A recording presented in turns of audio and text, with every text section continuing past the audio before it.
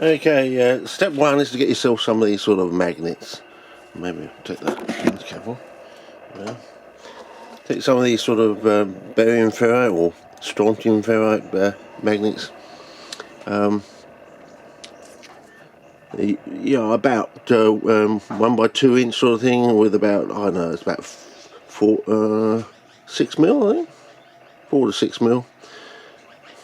Realise they both have a pole or face. So you want repulsion. Step one is to realise you can only do this with repulsion, and if you turn them over you get repulsion on the other side, of course.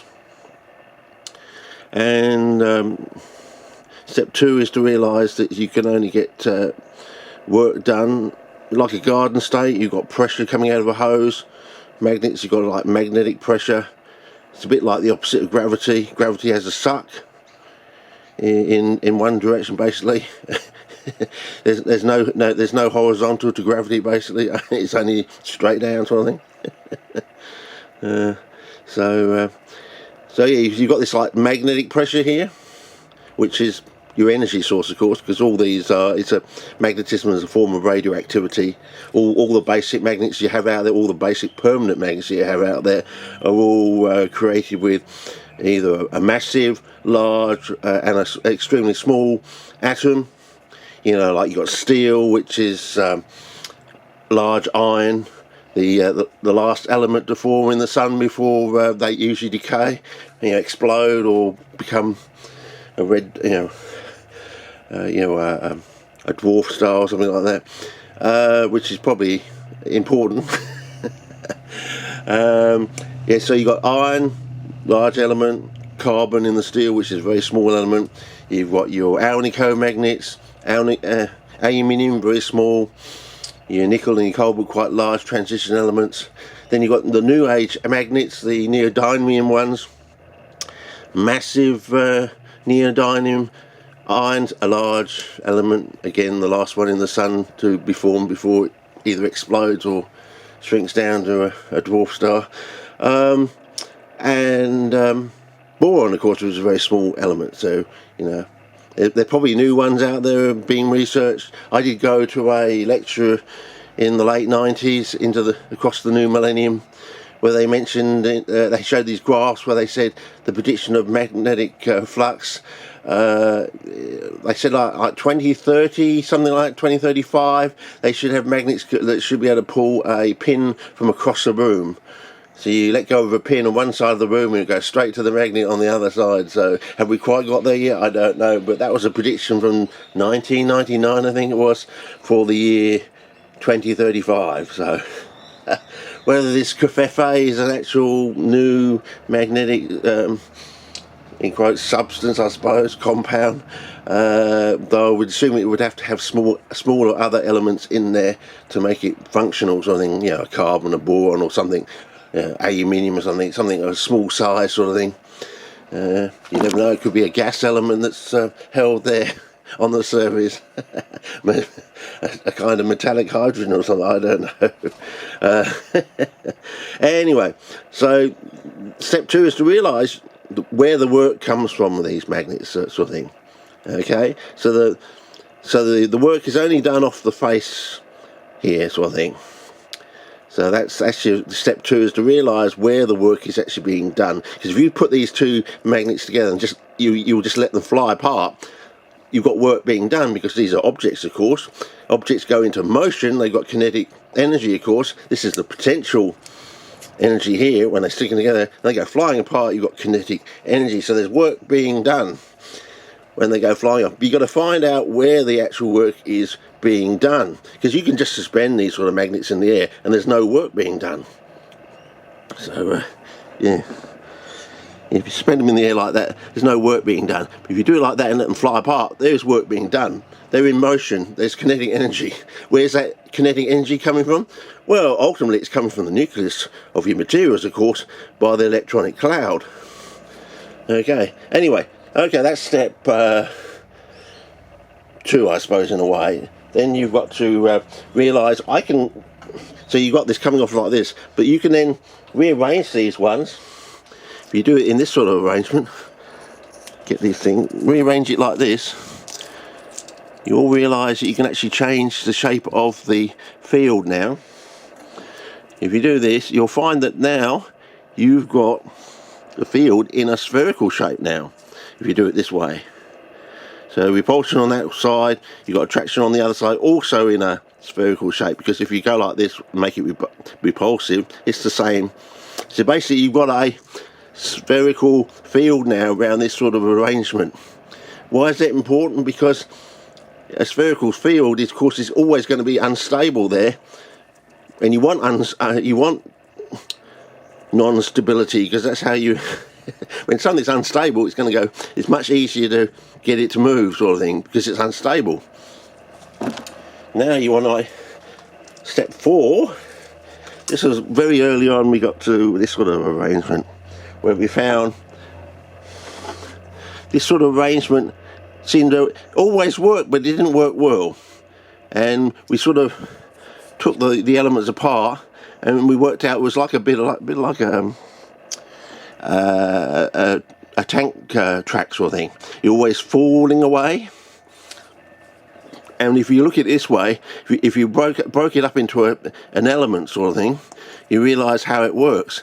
You're falling into this sort of gap here, falling in the way. It's like your tank tracks. So the motion is that way, and the motion can be also that way. However, if you put it in this arrangement, the motion is that way and the motion is that way. So what you really, basically can go both ways. It just depends on how you start, really, to get the ball rolling, sort of thing. So if you get the ball rolling in this direction, it'll go that way, and vice versa that way. But then again, if you rearrange this thing, you can get it to begin rolling that way or begin rolling that way. That's a bit confusing, but we can develop this idea so we can actually get the ball rolling only in one direction and force it to go in one direction. But that's my latest research, basically, and the solution to the problem, basically. Anyway, I haven't heard back from Mr. Motion Magnet, so I just thought I'd make this sort of introductory episode to get your ideas rolling. You can copy this idea, and when you put your magnets like this in this quick arrangement, see if it works for you on your side of the GFC wall. It should. Science should work. Science is for anybody and everybody. It should work. And it should work at all sorts of temperatures too.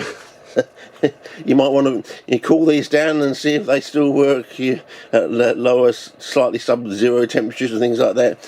And is the field affected at all? I mean, is radioactivity affected by temperature? If you put a substance that's radioactive at 0 degrees Kelvin, is it still radioactive? That's a good question. And what about magnets? Are they temperature dependent? Another question you might want to ask is, do magnets have a half-life? Do you remember your childhood magnets?